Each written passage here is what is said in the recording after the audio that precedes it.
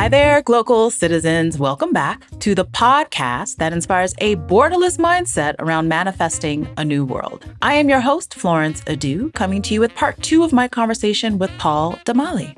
In case you missed it, in part 1 of our conversation, Paul took us on his journey from young creative to entrepreneur. And where we pick up the conversation is with Paul telling us about where he is now, post-exiting his innovative startup, Approve, which was acquired by Smile ID in 2023. Here's a little bit more of his background, and then we'll get right back to the conversation with Paul.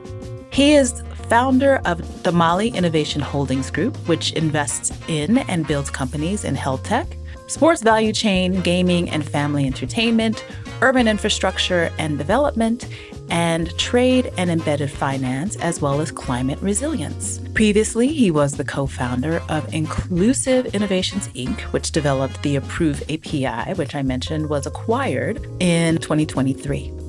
That business was about making it easy for financial services to verify individuals and businesses all over Africa. As a fintech industry influencer, he is among Untapt's top 23 fintech influencers to follow on X. He is a chapter lead for Next Money, the global thought leader community for stakeholders within the financial services and technology ecosystem. He organizes events, meetups, and conferences that create opportunities for stakeholders to discuss current trends, explore opportunities through networking, and influence policy in the financial services ecosystem, as well as now the development ecosystem with the K-Tom Makerspace. He also has experience consulting for fintech startups and new market entrants into West Africa, working closely with fintech innovation programs, accelerators, and innovators, as well as financial inclusion research institutions. So let's pick up the conversation with Paul Damalie. Okay, so you've talked about going around the world, and so I want to ask you about Glocal speak.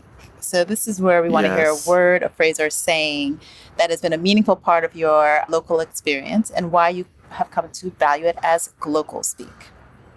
Well, I think that for me, a lot of my experiences, I don't know, for lack of a better word, I had really wild experiences, especially on the cultural shock side, right? First of all, I had multiple cultural shocks by traveling to multiple African countries. Prior to traveling to all these countries, you'd think that, we are Africans, we are similar, but in as much as we have similar, traits and behaviors and, identities as Africans, we're also very diverse. Really, really diverse. I lived in South Africa, I lived in Kenya, I lived in Nigeria, sometimes I traveled to North Africa, Egypt, Morocco. I lived in Uganda, especially during the pandemic time. So it was multiple cultural shocks, and that really shaped how also we thought about our products, how we now had to hiring people and working with people, trying to build a strategy that had a global view, but in terms of standards, but at the same time, trying to localize for these markets. Because if you had to approach a market, they had their way of doing business that you had to learn, and learn fast. And learn very fast, And so for us, it was really important for us to hire internationally. So we did a lot of that. And also just dealing with Silicon Valley in itself was just a whole new thing to me. That's its own monster. I'd seen Sand Hill Road. There's a famous road where all these big VCs are. When I went there in person, I was like, is this it? Just simple Mediterranean-looking buildings. Yeah. And that's it. People were very simple, wear T-shirts and shorts. They were also fascinated to hear a young African kid talking about tech in those days. Yeah. At the time, the tech startups that were really popular then, Paystack and Flutterwave had just gotten into Y Combinator. Sure. So they were the really popular ones. So if they saw anyone else, they were just like, wow, these Africans, what a surprise. Who knew tech companies could come out of? And usually the questions I would be getting was that, so you people have electricity, you have mobile phones, Tell me about the mobile phones. I heard a lot happening in Kenya with mobile money, but I can't wrap my mind around it. So you have money on the mobile phone? How does it work? Mind you, mobile money was a technology developed in Africa first, Kenya. So they never really could imagine. The Americans were used to bank transfers. Mobile money, the idea of mobile money agent networks were just so new and unheard of. So they were very fascinated that Africans had this level of ingenuity, you know. And truly, it is. Yes. It is. And it still hasn't traveled. Exactly. The banks have kept their stronghold. I mean, the closest thing we have, what, is Venmo, Cash App, those. But yeah, And it's so, very uniquely African. yeah, these levels of conversations and cultural shocks were just, it really built my worldview, really being able to think globally, but also being able to be grounded locally. Yeah. So just the plethora of experiences, conversation, context. I get it. I mean, sometimes, like one time I backpacked in South Africa for some time, and it was a very interesting experience. South Africa is a very interesting place. Prior to going to South Africa, I only had white South African friends. So when I started living in South Africa, that's when I had black South African friends. And the way they think, because of their experiences, unfortunately, with apartheid, was just so different. It was very different. So usually what would happen that they'll tell me something, like, just for example, they'll say, "Oh, you are from Africa." Then I'm surprised. I'm like, "What do you mean by I'm from Africa?" I'm like, "I'm still in Africa. Even your country's name has Africa in it." And they will be confused. So it usually will be the case that I am shocked that they are surprised, and they are also surprised that I'm shocked. It was always going back and forth because, this was how it was mostly, and it really shaped my.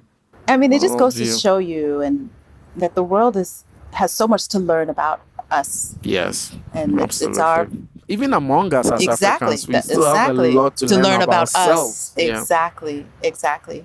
So let's switch gears a little into DIH. Yes. And how we met, which is through the Keita Makers space. And so another Glocal citizen introduced me to the WhatsApp community that is the Keita Maker space. And I joined, and immediately I was like, wow, this is my people, because we have to do something. And I believe that is exactly what the maker space is about, and what's brewing there. So tell us about the origins of the makerspace and concept. Yes. So, Florence, when I'll travel a lot, right? Go to places like San Francisco, New York, DC, even Cape Town, Nairobi, and I'll come back home and I'll be infuriated because things I'll see around, especially like how cities were planned, urban planning was almost non-existent. I'll be infuriated because I'll see people cutting trees down. I was like, what is this? Like, why are we not putting some thought to our built environment, the space that we are living in? Why are we purposefully destroying it? So that was always something that would be brewing in my mind, right?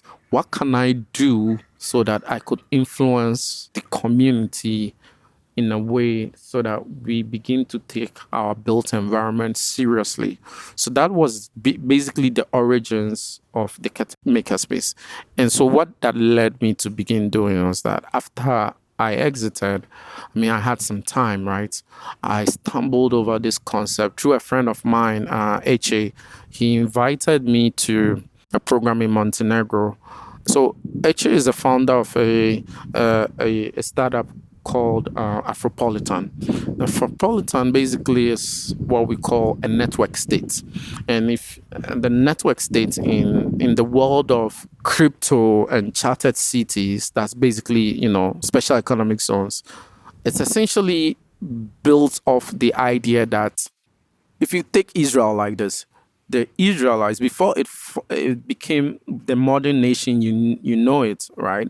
The founder of Israel had a charter. He developed a charter or a manifesto, and that manifesto essentially planned out how they would eventually come to be where they are physically located, right? So the idea of network states really talks about how can we leverage people who have similar interests through multiple connections. In today's world, that would be digital, right?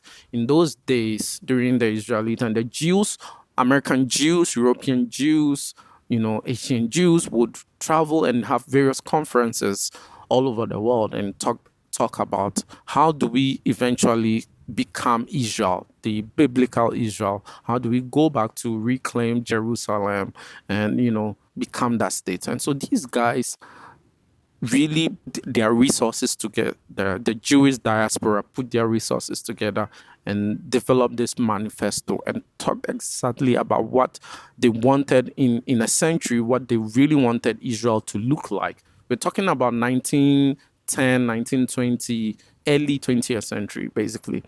And these guys really they charted a path using their resources to eventually, well, become the state of Israel now, right? Of course, it has its challenges and all of that. I don't like to go into that. But Afropolitan is built on that similar premises that if we can bring the African diaspora and our allies together through digital channels, eventually we can create prosperity, by amassing resources. And for me, that is what connected me to Eche and his co-founder.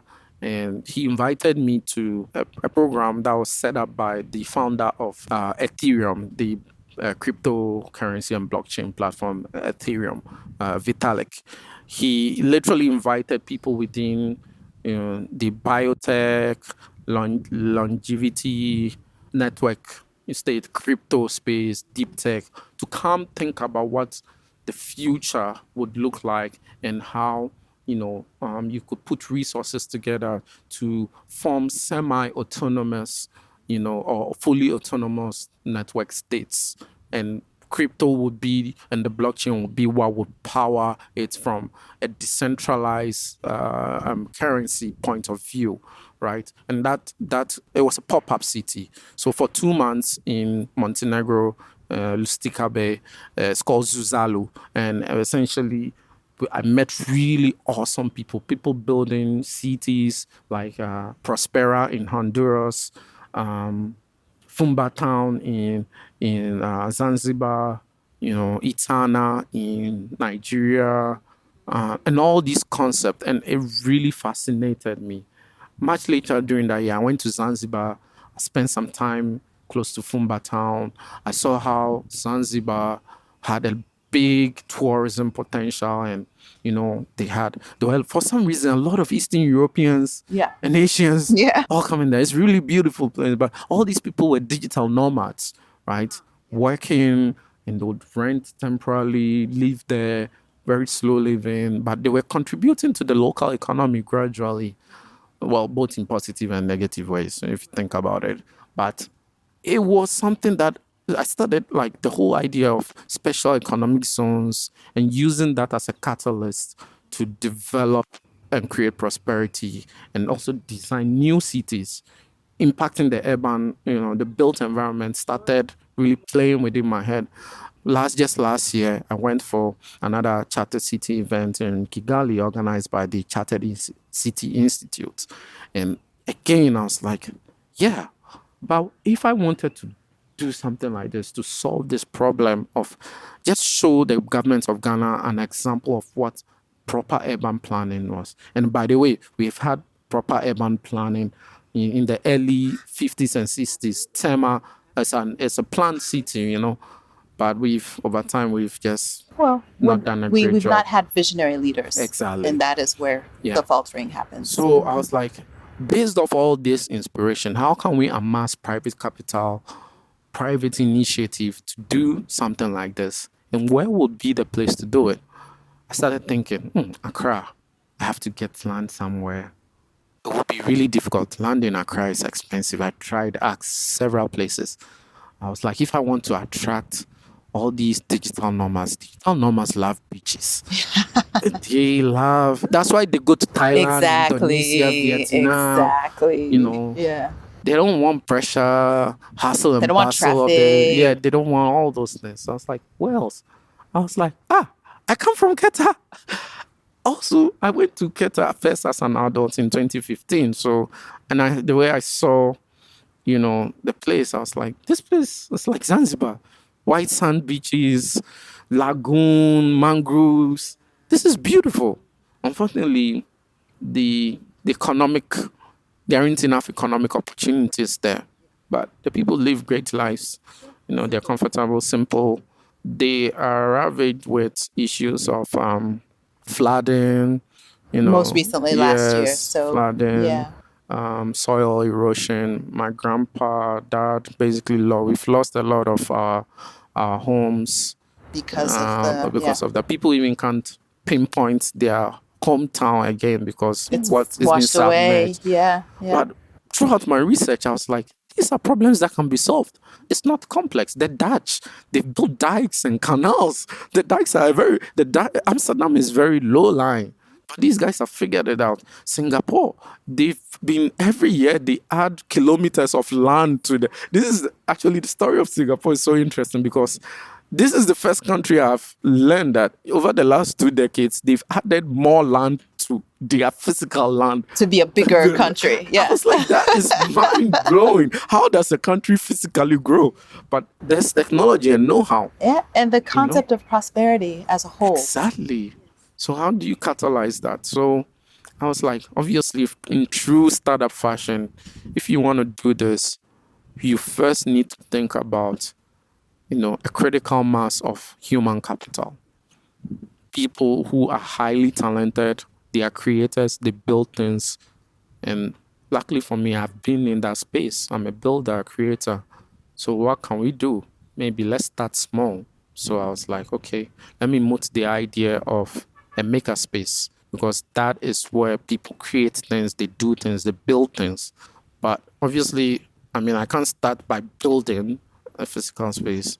I need to think of how the whole idea of network states build a global community online that will attract people in deep tech, economics, urban planning, all these people with varied backgrounds who would contribute to shaping this. And we use the community model of building to really build, right? Not that you have this idea and you build it all alone.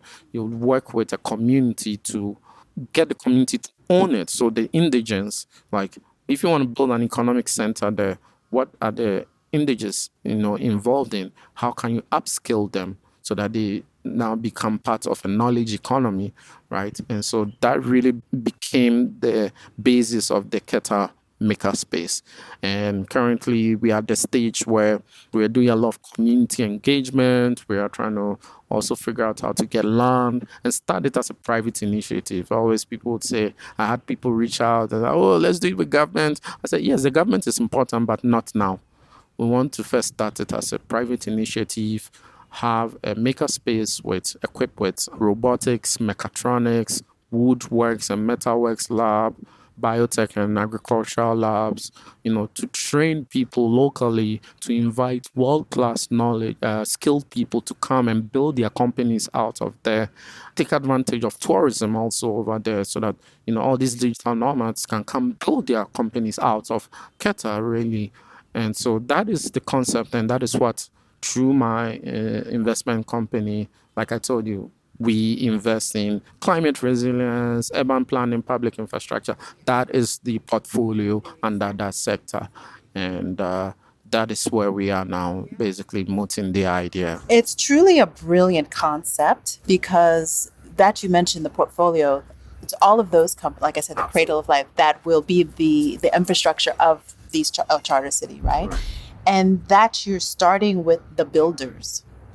Because if you think about how the world has developed and what the concept to me, why it rings so strong is that this is the way of decolonization, right? Because what colonization did is it brought people in a certain way that was not as autonomous, and it came to conquer, right? As opposed to coming to say, I'm a part of something that I want to build with everyone else. And so, but at the core of the strategy, it's not brain surgery necessarily. It was, let's go, let's build, and then people will come. And so I applaud the thinking, because you spent time thinking about it, and I definitely see this as a model for redeveloping our world, or not even Yes. redeveloping, developing what has not been developed. Yes, and Because we that's can the do way. it ground up. We Exactly. just need one to amass our own resources and also find the right allies, right? So That is it. important, and the world is a global world, so we can't build out of Africa alone, right? We need to work with allies. We need to bring together our own innate resources that we have and show something very unique. What will a tech metropolis in Africa look like? It's got to be unique, distinct, taken from.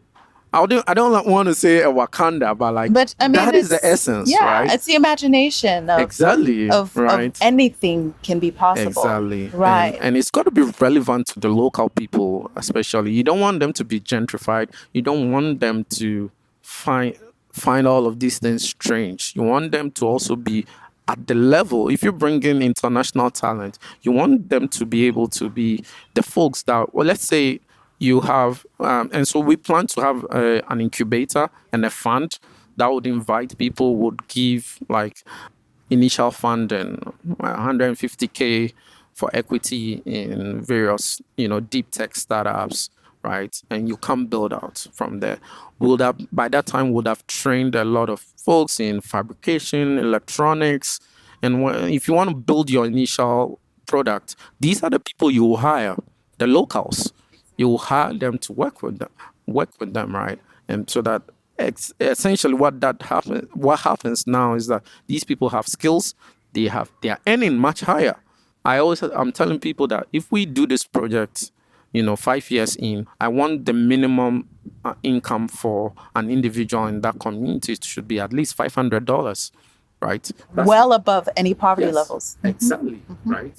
And so I know it's very doable. You just need to upskill them. They are already science. There are cottage industries there. You just need to take these people and expose them. Exposure, I always tell people, is what creates wealth. Information. You give people new information, they learn. They would learn. Like they would be, oh, this is the path. This is how you do it, right? Okay.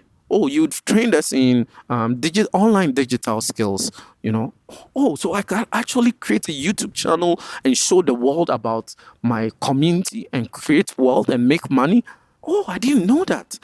I could actually sit here and 3D print things for people all over the world and design things for them. Oh, I didn't know that. I could actually make what, $100 a day building things for people.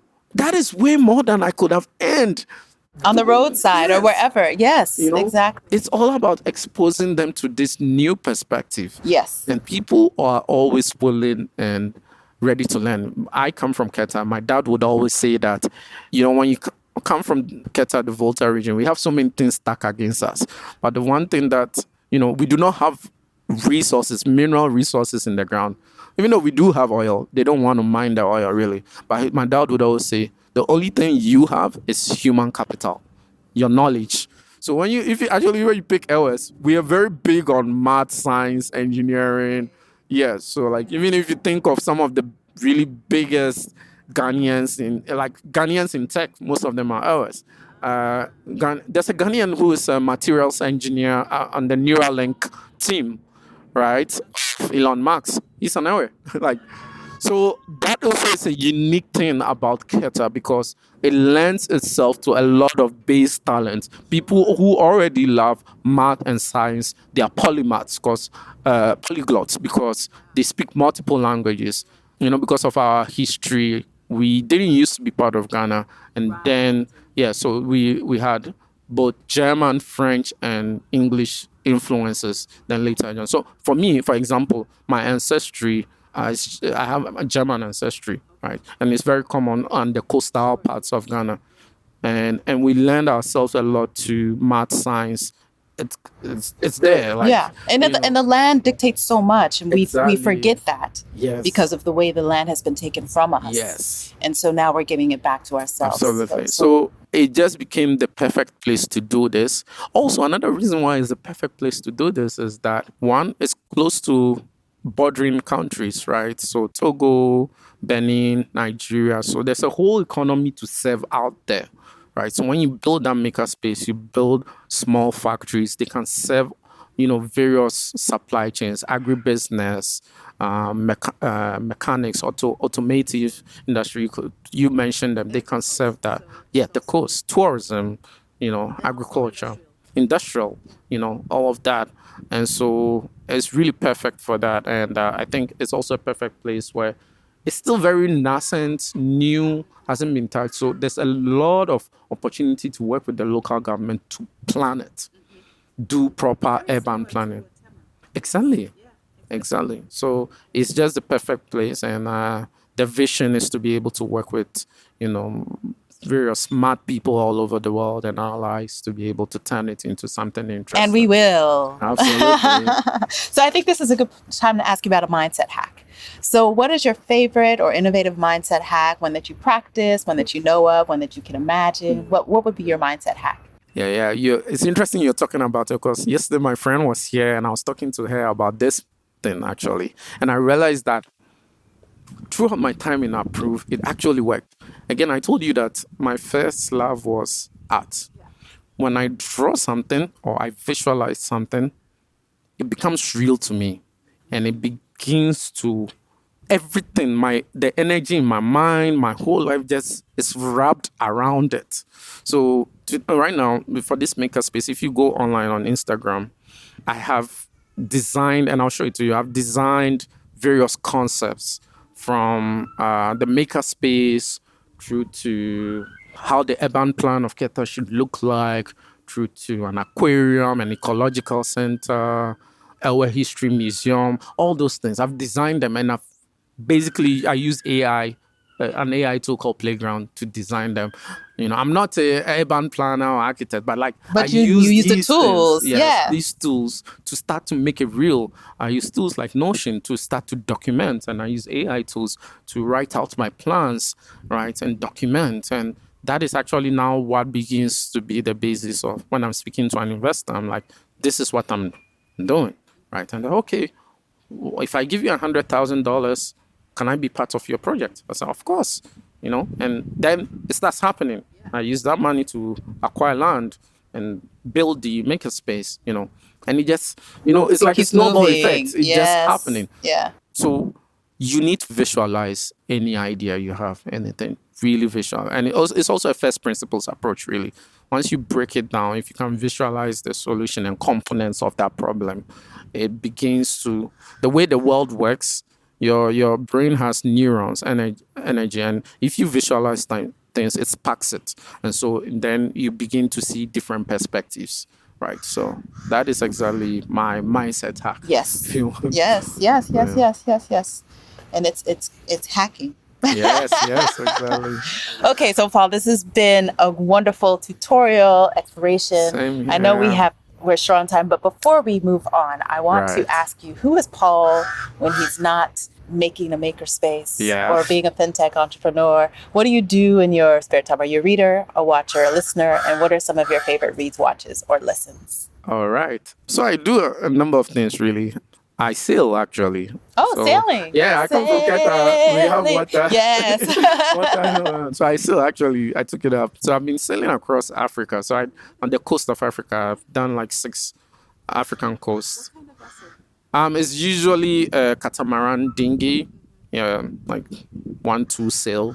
Usually it's me and one captain. Oh, wow. Yeah, so, wow. Yeah. That's like retreat journeys. Yes. So I did Zanzibar. My most recent trip was Zanzibar. I've done Cape Town. I learned how to sail a lot in Cape Town. Ghana, Adan, Akosombo. Okay. Sierra Leone, really one of the places that I really enjoyed sailing. In Freetown, a beach called Toke Beach. I've gone there.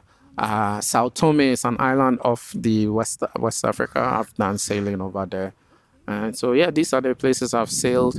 If I'm not doing that, I'm either reading or just drawing. I also like music, so So what are some of your favorite reads and some right. of your favorite music artists or Interesting. a song that you like right now? It's very biased because it's biased and diverse. Biased towards my interest of topics, right? So the Hard Things About Hard Things. It's a book, yes, authored by Andreessen Horowitz, I think. Yeah, it really encapsulates a lot of the experiences I had running Approve. Approve was a very difficult journey in that I was a young person. I didn't have resources. I had learned a lot about tech through online, going to school, but it's nothing like everything you learn in business school. It's nothing like what you face in the real world, both on a personal level. It has, the company running Approve impacted my health, even my relationships, right? It did because you're dedicated a lot of time and, friends and family, yeah, yeah. They'll be like, you don't have time for us. So, so those things were the hard things that no one will tell you about, even to the point that you put in a lot of your financial resources and people don't know. People think you're building stuff. And so you must have a lot of money. But you're Until building then, your dream. yes. Yeah. Until you have exited, you don't have the resources. Exactly. You just get the salary and you are really winging it and figuring it out because it's not been done before. Right. Yeah. So that is a very important book for me. I'm beginning to also read a lot of articles around. There's this blog called Every Two, and Every Two writes a lot about human history and productivity from the Stone Age through to AI revolution. So it helps me put into context a lot of human advancements. From music, I make a lot of playlists. I like Kizomba, Afro House, Funana. That's, music. Funana. It's music from Cape Verde and Angola. Okay. It has a bit of like salsa like influence, but with a very African With tone. okay, In the it. beats. Yes. Ah, Yes. Funana. I've never heard of that one. Okay. Yes. So he's okay. So I make a lot of playlists, jazz, Afro pop, Afro beats. I make those playlists when I'm not there. And yeah, spending time with my friend Oscar, my dog. We go to the beach, we walk a lot. I'm also active in sports, so I play badminton and squash Yeah. a lot. So yeah. Okay. Okay. Nice. Wonderful. So this well-rounded spirit, and I can tell your soul is very comfortable. You've been in a place, and now you are in a place where I think you see the future. Yes. Yeah. Yes. I'm very grateful for, all the experiences that have led to, this place and looking forward, telling the whole world, the universe that you see what I'm doing, bring me the help, help me make it happen. Yeah. So before we sign off, do you have any last thoughts you'd like to share with our listeners? Yes. I think that the power of thoughts are very powerful. Like, don't underestimate it. When I started my company Approve, I never thought that we'll get to the point where it would be acquired. I always thought that maybe it will be something that we'll do and maybe we'll leave a mark with some few, companies and that's it. But I never thought that it will get to this point where it will propel me first to have social capital, the social capital I have now, and then the experiences, and then, partly the financial resources, to be able to achieve my dreams. And today, like I can tell people that all of my life, I've never had a situation where I've had to go and chase a job and say, I'm working on a regular job, 9 to 5. No, it's more, oh, this is a project. I believe that this should exist. Let me work towards it. So I'm truly living the life of a creator, an inventor. And it all starts from just dreaming and the power of thought. So what do you think about what you feed on, what you learn, and the people you find yourself around is very important because that's what begins to make your ideas look real, and it gives it momentum. So yeah, anytime you have a thought, don't dismiss it. There are so many tools to record your thoughts, write it down, and just brew on it. Start to think about how possible it is. Use ChatGPT or Claude AI to ask questions. Oh, I want to start a fashion, a brand from Africa or from Asia, wherever, how do I start? It will give you some ideas you're never thinking of and a path to follow. And it starts to make things really real, right? It will suggest people you should speak to. That's why I also really believe in the power of AI, generative AI, because it's also a new space where it would increase. In fact, it's increasing productivity, human productivity. It's just like what the pen and paper was to the 20th century. That is what it is to us from the 21st century entering into the next century. Yeah, I think that's a good analogy. Yeah, Yeah. like the pen and paper. Exactly. Because that is a pivotal tool in Absolutely. evolving our tech, the whole Yeah. industrial Yeah. concept. And Yeah. we are in the information age. Absolutely. So wonderful. All right, listeners, this has been another episode of the podcast. You can catch us Tuesdays with new episodes at glocalcitizenspod.com or wherever you get your podcasts. We are on YouTube, so check that out.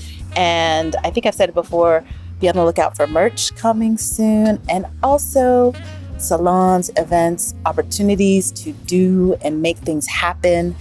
And as always, I'm just grateful for this audience. And until next time, bye for now.